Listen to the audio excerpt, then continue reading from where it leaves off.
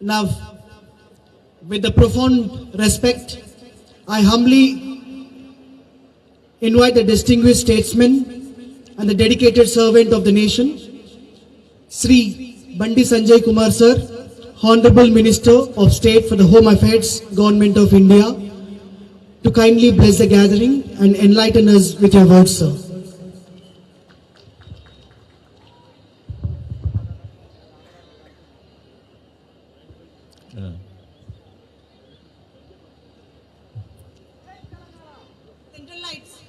भारत माता की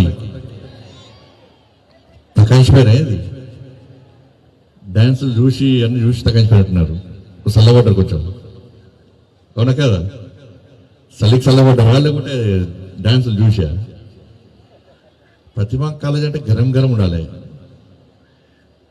ఇప్పుడే ఆపరేషన్ సింధూర్ చూసారా లేదా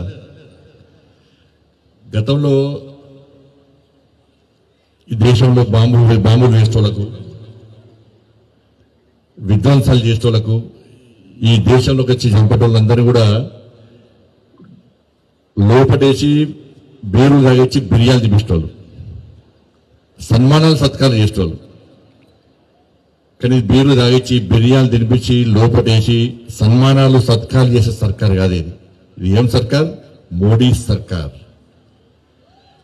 ఇక్కడ నుంచి కౌంటర్ వచ్చిందంటే ఇక్కడ నుంచి ఎన్కౌంటర్ చేసే సర్కార్ మోడీ సర్కార్ చట్టాన్ని లోబడి పాకిస్తాన్లకు గుసాయించుకుంటున్నారు ఇక్కడ అక్కడ ఎక్కడ ఉన్నా కూడా ఎవరి దేశాన్ని వ్యతిరేకంగా వివరించినా కూడా ఆపరేషన్ సింధూర్ వస్తుంది ఆపరేషన్ మహాదేవ్ వస్తుంది ఇక్కడ కూడా గుసాయించి కొట్టే సర్కార్ మోడీ సర్కార్ అటువంటి సింధూర్ చూసినాక కూడా మీరు భారత్ మాతాకి జయ గిద్ద తప్పకుంటే ప్రతిమాకాలే మీరు అందమేది అవునా కదా రెండు చేతులు పైకెత్తారు భారత్ మాతాకి భారత్ మాతాకి భారత్ మాతాకి ఎందుకంటే మా సీనన్న కొంచెం సాఫ్ట్గా ఉంటాడు బాగా డేంజర్ బాగా గట్టిగా ఉంటాడు సీనన్న కూడా అందరికీ నమస్కారం ఒక మంచి కార్యక్రమం ప్రతిమా మెడికల్ కాలేజ్లో ఈరోజు యాన్యువల్ డే కార్యక్రమంలో పాల్గొనడం చాలా సంతోషం వేదిక ఉన్నటువంటి మా సీనియర్ గారికి వారి కుటుంబ సభ్యులకు ప్రిన్సిపల్స్కు ఇతర పెద్దలందరూ కూడా హృదయపూర్వక నమస్కారాలు స్టూడెంట్స్కు పేరెంట్స్ ఇతర ఫ్యాకల్టీ వీళ్ళందరూ కూడా పాత్రికేయులందరూ కూడా నమస్కారాలు ప్రతిమా కాలేజు నేను స్టార్టింగ్లో వచ్చిన అప్పుడు మనందరి ప్రియతమ నేత శ్రీ ఎల్కే అద్వానీ గారు ఉప ప్రధానిగా ఉండే హోమ్ మినిస్టర్గా ఉండే అప్పటి ముఖ్యమంత్రి చంద్రబాబు నాయుడు గారు ఉండే తర్వాత హోంశాఖ సహాయమంత్రులు మందరి గురువు సభ శ్రీ విద్యాసాగర్ గారు ఉండే ఆ రోజు వచ్చిన మధ్యలో ఛాన్సాలు వచ్చిన ప్రతిభ మెడికల్ కాలేజ్ అంటేనే ఒక ప్రత్యేకత అంటే మాలాంటి రాజకీయ నాయకులు ఏడికైనా ఏ కాలేజ్ పోతే ఆ కాలేజ్ కొడతాం మేము కానీ ప్రతిభ మెడికల్ కాలేజ్ మాత్రం అటువంటి కాలేజ్ కాదు ఇద్దరు ఈ కాలేజ్తో నాకు చాలా సంబంధాలు ఉన్నాయి. అనేక సందర్భాల్లో చాలా మంది నేను పంపించినటువంటి పేద పేషెంట్స్ పేద ప్రజలకు సహాయం చేసినటువంటి ఆపదలో ఆదుకున్నటువంటి సంస్థ ప్రతిభ మెడికల్ కాలేజ్. ఈ ప్రాంతంలో చాలా మంచి పేరుంది. దాదాపు 2001లో దాదాపు 24 years అయిపోయింది ఇప్పటికే. కానీ మొన్ననే ప్రారంభించి అనిపిస్తుంది మనం. 24 years నుంచి ఈ ప్రతిభ మెడికల్ కాలేజ్ అనేది ఈ స్థాయిలో వచ్చిందంటే ఆ కాలేజీకి ఉన్న ప్రత్యేకత మేము అనేక పేద ప్రజలకు సర్వీస్ చేయడం, పేద ప్రజలకు అందుబాటులో ఉండడం, సూపర్ స్పెషాలిటీ ఫెసిలిటీస్ ఉన్నటువంటి అత్యాధునికమైనటువంటి పరికరాలు ఉన్నటువంటి వైద్యాన్ని అందించే ప్రయత్నం చేయడం.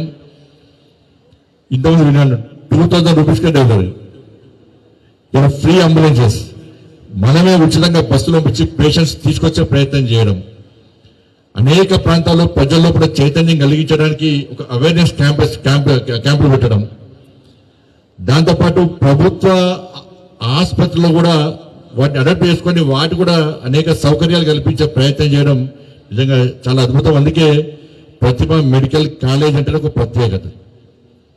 కాబట్టి ఇటువంటి కాలేజీలో మీరు అందరు చదవడం నిజంగా మీ అదృష్టవంతులు. ఎందుకంటే చాలా మంది మనకు వస్తుంటారు, ఎవరు వచ్చినా కూడా ప్రతిభ మెడికల్కి అడ్మిషన్ ఇప్పి అంటారు. అడ్మిషన్ ఇప్పిస్తే కన్నా ఫీజు డిస్కౌంట్ ఇప్పి అంటారు. ఫీజు డిస్కౌంట్ ఇప్పిస్తే కన్నా అటెండెన్స్ లేదు మళ్ళీ ప్రిన్సిపల్ సార్ చెప్పు అంటారు. ఇట్లా చాలా మంది వస్తూ ఉంటారు అన్నట్టు. ఎవరు అడిగినా ప్రతిభ మెడికల్ కాలేజ్, ప్రతిభ మెడికల్ కాలేజ్, ప్రతిభ మెడికల్ కాలేజ్.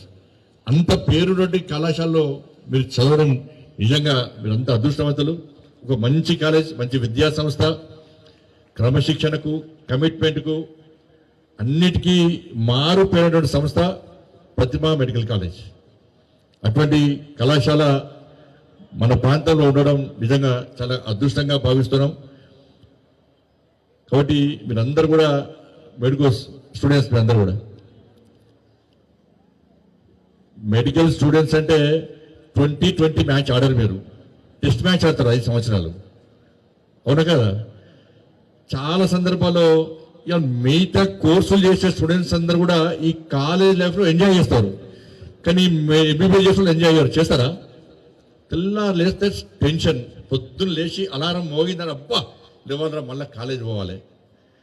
కాలేజ్ పోయినాక మళ్ళీ ఎగ్జామ్స్, కాలేజ్ క్లాస్లో ఉన్న కష్టం, ఎగ్జామ్స్ వస్తాయంటే టెన్షన్, రిజల్ట్స్ వస్తున్నాయంటే దేవుని మీద భారం పెడతారు. మా మహాశక్తి గుడికి వచ్చి 108 ప్రదేశాలు తిరుగుతూనే ఉంటారు. ఇక ఎందుకు తిరుగుతున్నాయి అమ్మ అని చెప్పంటే, సార్ రేపు రిజల్ట్ సార్, అందుకే అమ్మవారిని మొక్కోవడానికి 108 ప్రదక్షిణలు చేస్తే అమ్మవారు ఫాస్ట్ చేస్తారు కదా, అందుకే తిరుగుతున్నామంటారు. ఇప్పుడు తిరిగితే వట్టే తిరుగుతున్నారు అంటే ఈ చెవులో ఇయర్ ఫోన్స్ పెడతారు, మొబైల్ పెడతారు, సినిమా పాటలు కూడా తిరుగుతారు. ప్రతిభ కళ అటువంటి కాదు, అవునా కదా? చాలా భక్తి భావంతో ఉన్నటువంటి స్టూడెంట్స్ అందరు కూడా. కాబట్టి ఎక్కువ స్ట్రెస్ మీ అందరు కూడా. చాలా మంది ఎందుకురా ఈ స్ట్రెస్, ఇంత ఇబ్బంది ఎందుకు అని చాలా మంది అనుకుంటా ఉంటారు. కానీ అయినప్పుడు కూడా మీలాంటి స్టూడెంట్స్ ఇలా సమాజానికి అవసరం. ఇలాంటి స్టూడెంట్స్, ఇలా డాక్టర్స్ అవసరం. ఇవాళ ఈ సమాజాన్ని కాపాడేది మీరు. వైద్యో నారాయణో హరి అంటారు, వైద్యో ఇంజనీరో హరి అన్నారు. ఏమంటారు? వైద్యో నారాయణో హరి అంటారు. చాలా మంది పేరెంట్స్ అందరూ కూడా ఒక నమ్మకం, విశ్వాసంతో ఇవాళ మిమ్మల్ని చదివించే ప్రయత్నం చేస్తున్నారు. ప్రైవేట్ కాలేజీలో చదువుకుంటున్నారు మీరు, ఫ్రీ అడ్మిషన్స్ వస్తాయి, లేకుంటే డొనేషన్స్ కట్టి కూడా వచ్చే వాళ్ళు చాలామంది ఉంటారు. కాబట్టి ఒక లక్ష్యంతో మీ పేరెంట్స్ అందరూ ఒక లక్ష్యంతో మీ అందరిని చదివించడానికి, నా బిడ్డను నా కొడుకును డాక్టర్ అయ్యాలి, డాక్టర్ అయ్యి సమాజాన్ని సేవ చేయాలని చెప్పి మీ పేరెంట్స్ కళను సాకారం చేయడానికి, ఆ లక్ష్యాన్ని చేరుకోవడానికి మీరు ఈ డాక్టర్స్ కోర్స్ చదువుతున్నారు. చాలా కష్టమైంది, చాలా అంటే చాలా కష్టమైంది ఇదంతా కూడా. ఎందుకంటే 5 years మీరు టెస్ట్ మ్యాచ్ ఆడుతూనే ఉండాలి. అలా 5 శాతం ఏమవుతుందో తెలియదు. కాబట్టి మళ్ళా ఎంబీబీఎస్ అయిపోతుంది.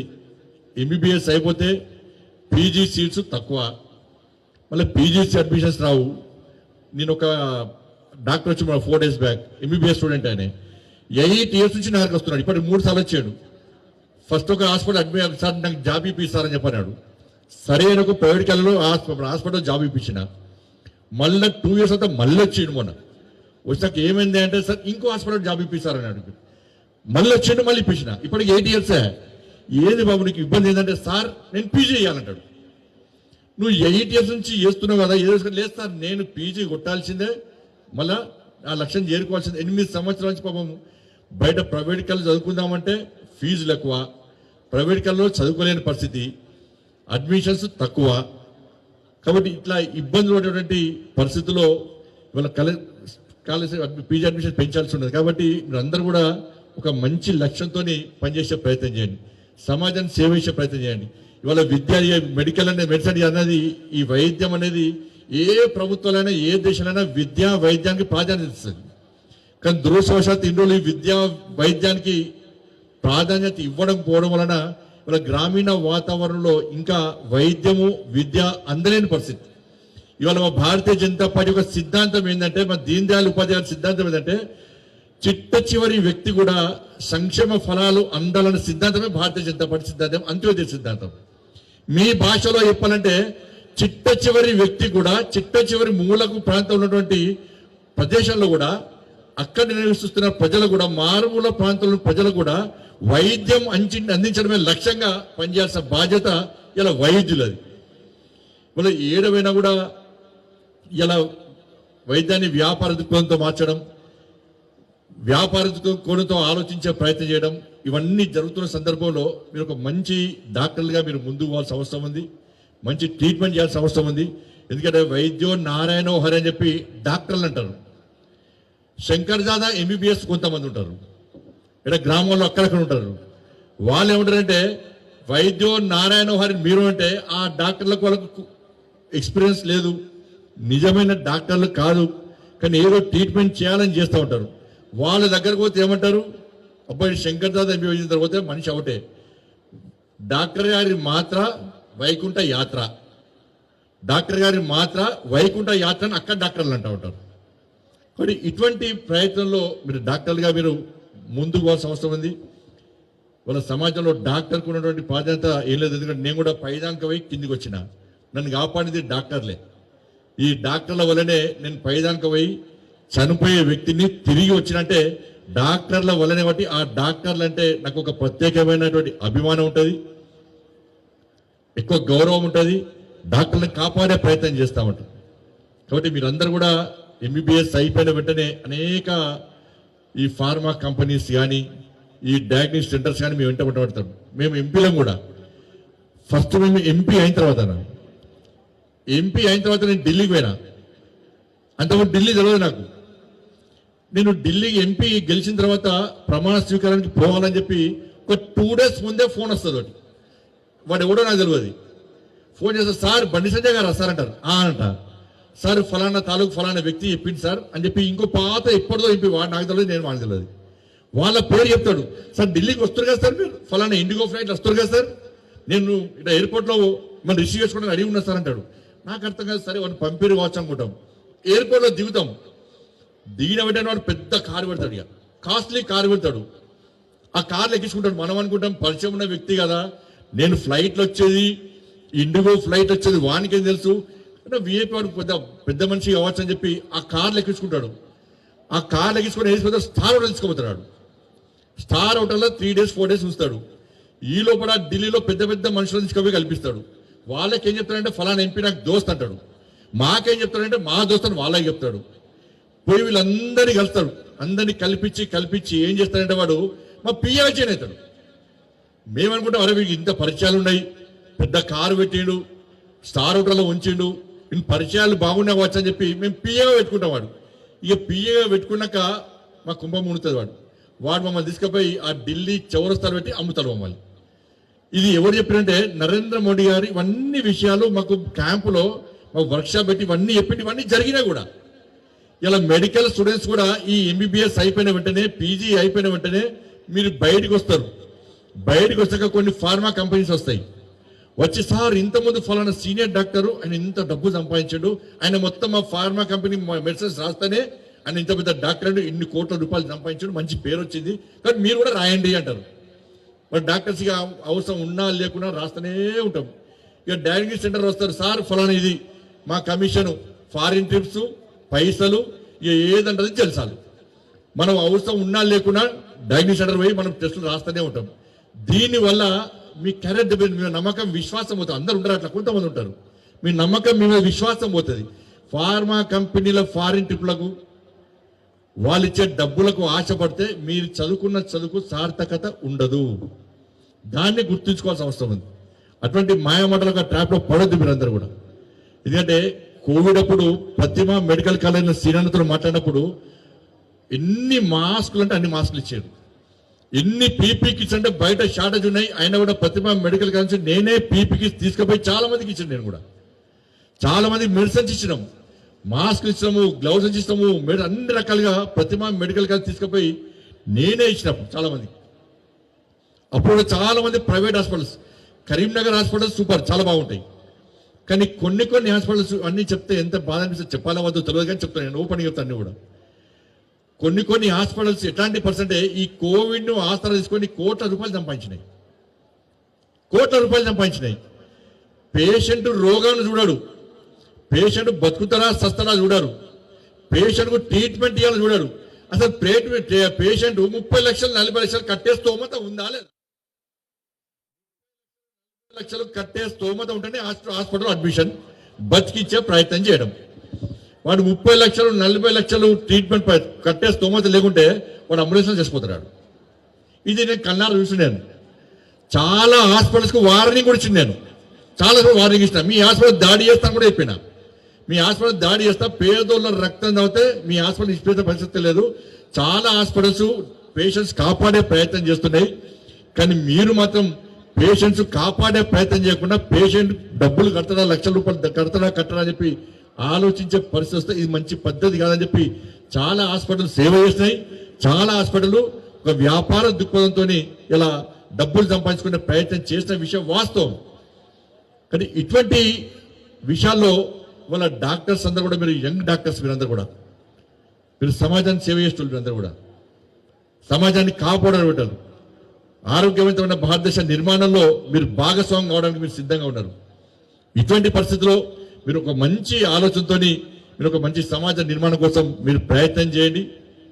ఇవాళ దేశంలో కూడా వరల్డ్ హెల్త్ ఆర్గనైజేషన్ వాళ్ళ రిపోర్ట్ ప్రకారం అనుకున్నటువంటి హాస్పిటల్, అనుకున్న స్థాయిలో హాస్పిటల్స్ లేవు దేశంలో. నాకు తెలిసి 70,000 హాస్పిటల్స్ ఉన్నాయి. దానిలో 26,000 గవర్నమెంట్ హాస్పిటల్స్, ఇంకా 43,000 ప్రైవేట్ హాస్పిటల్స్.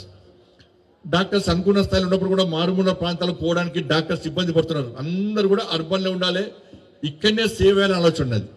సరే బయట సేవ చేద్దామని పోతే ఆ గ్రామాల్లో ఉన్న హాస్పిటల్ కనీసం ఫెసిలిటీస్ లేవు, కనీస సౌకర్యాలు, అక్కడ ఉండడానికి ఇల్లు లేవు, వైద్యం చేద్దామంటే ఎక్విప్మెంట్స్ లేవు అని చెప్పి బాధపడి పోయేటువంటి ప్రయత్నం చేస్తున్న సందర్భంలో కోవిడ్ తర్వాత కూడా కేంద్ర ప్రభుత్వం, నరేంద్ర మోడీ గారి ప్రభుత్వం ఈ ఇన్ఫ్రాస్ట్రక్చర్ విషయంలో చాలా ఇంట్రెస్ట్ చూపెడుతూ నేషనల్ హెల్త్ మిషన్ పేరు మీద ఈ దేశంలోని అన్ని హాస్పిటల్కు ప్రత్యేకంగా నిధులు కేటాయిస్తూ అధునాతనమైనటువంటి సౌకర్యాలను, పరికరాలను కల్పిస్తూ ఇలా ప్రజలను కాపాడే ప్రయత్నం చేస్తున్నాయి.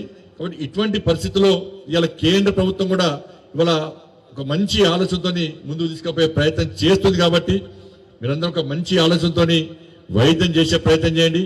మీరంతా డిసిప్లిన్ స్టూడెంట్స్, ఎందుకంటే ప్రతిమా కాలేజీలో చదివినంటనే ఒక మంచి ఆలోచనతో ఉండే స్టూడెంట్స్. నేను మళ్ళీ చెప్తున్నా. కాబట్టి ఒక మంచి ఆలోచనతో మీరు ముందుకొచ్చే ప్రయత్నం చేయండి. మంచి ఫ్యాకల్టీ ఉన్నారు, మంచి అడ్మినిస్ట్రేషన్ ఉంది. కాబట్టి ఇటువంటి పరిస్థితుల్లో మీరందరూ మంచిగా ఉండాలని చెప్పి మనస్ఫూర్తిగా కోరుకుంటూ, మీరందరూ కూడా డ్యాన్స్ చూడడానికి మీ అందరు చూస్తుంటే ఆ సౌండ్ చూసినాక నాకు కూడా ఈలలే అనిపిస్తున్నది. కానీ ఈ ఎంపీ అయినాక, మినిస్టర్ అయినాక ఏం మాట్లాడదు, అన్ని కట్టేసి పెడతారు అన్నట్టు. నేను గట్టిగా మాట్లాడుతున్నానే మా వాళ్ళు నాకు మినిస్టర్ ఇచ్చినట్టున్నారు. అందుకే ఈ మినిస్టర్ ఇస్తే మాట్లాడరాదు, ఎంపీ అయితే డ్యాన్సులు చేయరాదు, ఇళ్ళలు కొట్టరాదు. కాబట్టి మీరందరూ ఇళ్ళలు కొడుతుంటే, మీరందరూ డ్యాన్సులు చేస్తుంటే నిజంగా నాకు కూడా జోష్ వస్తున్నది. తప్పకుండా మీ అందరూ కూడా మంచి భవిష్యత్తు ఉండాలని చెప్పి మీ అందరికీ కోరుకుంటూ మంచి ఆలోచనతో ముందు రండి.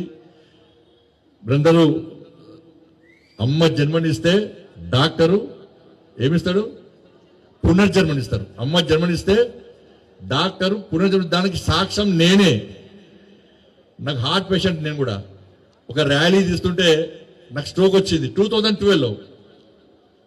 స్ట్రోక్ వచ్చిన తర్వాత ఆ డాక్టర్ గారు ఏం చేసిందంటే మా అమ్మని పిలిచి తీసుకపోయి డెడ్ బాడీ తీసుకపోని చెప్పన్నారు. మా అన్నని పిలిచి మా అమ్మాయిని పిలిచి, ఆడ బాగా క్రౌడ్ వచ్చింది అందరు ర్యాలీలో. ఆ డాక్టర్ వచ్చి, అరే ఇంత క్రౌడ్ వచ్చింది, ఎవరు అంటే అప్పుడు నాకు గుర్తుపట్టలేను పాపం. ఎవరు అంటే ఫలానా వ్యక్తి సార్, క్రౌడ్ వచ్చిందంటే సరే అప్పుడే చూద్దాం ప్రయత్నం చేద్దామని చెప్పి నాకు 12-13 షాక్స్ ఇచ్చి నాకు ఇచ్చిన తర్వాత లాస్ట్కు వెంటిలేటర్ పెట్టారు. ఒక 5 days వెంటిలేటర్ ఉన్న తర్వాత బతికి బయటపడ్డా. ఎవరి వల్ల బయటపడ్డా? డాక్టర్స్ వల్ల. అందుకే కరీంనగర్లో ఉండే డాక్టర్లు అంటే చాలా గౌరవం. అందుకే కరీంనగర్లో డాక్టర్లను కాపాడుకునే బాధ్యత నాది. వాళ్ళకి ఏ ఆపద వచ్చినా ఏ కష్టం వచ్చినా నేను వాళ్ళకి అండగా ఉంటా. కొంతమంది డాక్టర్లను బెదిరించే ప్రయత్నం చేసినా, డాక్టర్లు వేరే కోణంతో ఆలోచించే ప్రయత్నం చేసినా కూడా కరీంనగర్ డాక్టర్లకు ధైర్యం ఏదంటే మా వెనకాల బండి సంజయ్ ఉండడన్న ధైర్యం ఇలా డాక్టర్లకు ఇచ్చే ప్రయత్నం చేస్తాను. నేను అనేక సందర్భాల వరకు అండా ఉండేటువంటి ప్రయత్నం చేస్తున్నా. కాబట్టి మీరందరూ కూడా డిగ్రీలు తీసుకున్న తర్వాత మాకు డిగ్రీ దేనికోసం వచ్చింది, నేను సేవ చేయడానికి డిగ్రీ వచ్చిందన్న విషయాన్ని మనం గుర్తుంచుకోవాలి. సపరేట్ హాస్పిటల్ పెట్టుకోవడానికో, నెలకు ₹1,00,000 శాలరీ రావడానికో దానికోసం ఆలోచించకుండా నేను డాక్టర్నైనా, నేను ఈ సమాజాన్ని సేవ చేస్తా, ఇవాళ నేను ఎంతమందిని కాపాడగలుగుతా, ఎంతమందిని కాపాడినా అనేటువంటి ఒక ఆలోచన మనలో పడవాలి. భవిష్యత్తులో మీరు బయట వెళ్తున్న ఎస్ నేను ఇంతమంది పేషెంట్స్ ప్రాణాపాదంలో ఉన్నటువంటి పేషెంట్స్ని కాపాడినా, ఇంతమంది పేషెంట్స్ ట్రీట్మెంట్ చేసినా, వాళ్ళ కౌన్సిలింగ్ చేసినా, వాళ్ళకు భరోసా కల్పించిన, వాళ్ళ లోపల నా వల్ల విశ్వాసం కల్పించే విధంగా నేను ప్రయత్నం చేసినా అని చెప్పి ఒక ఆలోచనతో ముందుకు వచ్చినప్పుడే మీరు చదువుకున్న డాక్టర్ చదువుకు సార్థకత ఉంటుందనే విషయాన్ని మీరందరూ గుర్తుంచుకోవాల్సిందే. మీరందరికీ విజ్ఞప్తి చేస్తుంది. అందరూ అట్లా ఆలోచిస్తారు. ఎందుకంటే మీరందరూ ఆల్రెడీ మీ అందరూ అన్ని ఆలోచనలు ఉన్నారు. అనేక కష్టాలు, అనేక ఇబ్బందులు పడుతూ ఇలా డాక్టర్స్ కోసం పూర్తి చేసే ప్రయత్నం చేస్తున్నారు. పూర్తి చేసిన వాళ్ళు చాలా మంది ఉన్నారు. ఈ ప్రతిభ మెడికల్ కాలేజ్ వేలాది మంది డాక్టర్స్ ను ఈ దేశానికి, తెలంగాణ రాష్ట్రానికి అందించిన ఒక గొప్ప విద్యా సంస్థ ప్రతిభ మెడికల్ కాలేజ్. కాబట్టి అటువంటి కాలేజీలు చదువుతున్న మీ అందరూ కూడా భవిష్యత్తులో సక్సెస్ కావాలని చెప్పి, మీ తల్లిదండ్రులు కళను నెరవేర్చడానికి మీరు చేస్తున్న ప్రయత్నం అని కూడా విజయవంతం కావాలని చెప్పి, మీరు మీ కుటుంబాలు నిన్ను నూరేళ్లు ఆయురారోగ్యాలతో ఉండాలని చెప్పి, ఆ శక్తిని, ఆలోచనను నేను నమ్ముకున్న ఆ తల్లి అమ్మవారు మీకు అందించాలని చెప్పి మనస్ఫూర్తిగా కోరుకుంటూ, మా సీనన్న నాకు చాలా దగ్గర. సీనన్న వాళ్ళ బ్రదర్ వినోద్ కుమార్ గారు ఎంపీగా పోటీ చేసినప్పుడు కూడా నన్ను వినోద్ కుమార్ గారు సేమ్ చూస్తారు. సీనన్న మా ఇద్దరు సమానంగా చూస్తాడు. ఎప్పుడు మాకు ఆపద వచ్చినా, కష్టం వచ్చినా అన్నిట్లో ఆదుకునే వ్యక్తి. మా వెనకాల మా ప్రతిమ సీనన్న ఉన్నాడు అంటే మాకు ఒక ధైర్యం, ఒక విశ్వాసం, ఒక భరోసా, ఒక నమ్మకం. కాబట్టి అటువంటి మెడికల్ కాలేజ్కి వచ్చి ఇవాళ మీ అందరి ముందు మాట్లాడడం, అతిథిగా రావడం చాలా సంతోషం. ఎందుకప్పుడు ఒకప్పుడు మా విద్యాసాగర్ గారికి అతిథి వస్తున్నప్పుడు మీద ఇక్కడ కూర్చొని చూసుకోండి, అక్కడ కూర్చొని ఈడికి వచ్చిన నేను సామాన్య కార్యకర్తను. నేను కార్పొరేటర్ నుంచి ఎంపీ అయినా మీ అందరు కష్టపడి ఓటేసి గెలిపించేవాడి. మామూలు కార్పొరేటర్ నుంచి మీరందరూ ఎంపీ గెలిపిస్తే మా నరేంద్ర మోడీ గారు నన్ను మంత్రి చేశారు. నా మీద 109 కేసులు ఉన్నాయి. ఇప్పుడు దొంగతనం, లంగతనం కేసులు కాదు. ఎన్ని కేసులు? 109 కేసెస్ ఉన్నాయి. దొంగతనం చేసినాయి, లంగతనం చేసిన ప్రజల కోసం కొట్లాడే కేసులు. నేను 9 సార్లు జైలుకి పోయినా. నేను స్టేట్ ప్రెసిడెంట్ అయినాక, ఎంపీ అయినాక 3 సార్లు జైలుకి పోయినా. అందుకే మా అమిత్ షా గారు అంటున్నారు చాలా సందర్భాలు, చంద్రబాబు నాయుడు కలిసినప్పుడు ఏసారి బండి సంజయ్ మీద 109 కేసులు ఏసారి చంద్రబాబు చెప్పారు. ఆంధ్రప్రదేశ్లో కలిసినప్పుడు బండి సంజయ్ మీద 109 కేసులు ఉన్నాయి కాబట్టి హోమ్ మినిస్టర్ చేశాను అమిత్ షా గారు. కాబట్టి ఎంత స్థాయికి పోయినా కూడా నేను ఇదే అణిగిమణిగి ఉంటా. తప్పకుండా లో ప్రొఫైల్ మెయింటైన్ చేస్తా. కాబట్టి మీ అందరికీ ఏ ఆపద వచ్చినా, ఏ కష్టం వచ్చినా మీ అందరికీ అందుబాటులో ఉంటే ప్రజా సేవ చేయడమే లక్ష్యంగా, ఈ ధర్మాన్ని, ఈ సమాజానికి సేవ చేయడమే లక్ష్యంగా ముందుకు పోతున్నాం. కాబట్టి ఆ లక్ష్యంగా ఇంకా ముందుకు పోవాల్సిన అవసరం ఉంది. కాబట్టి ఇంకా కష్టపడి పనిచేస్తాను. మీ అందరికీ విజ్ఞప్తి చేస్తూ మీ అందరూ సక్సెస్ కావాలని చెప్పి మనస్ఫూర్తిగా మీ అందరూ విజ్ఞప్తి చేస్తూ ముగిస్తాను. భారత్ మాతాకి జై, జై శ్రీరామ్.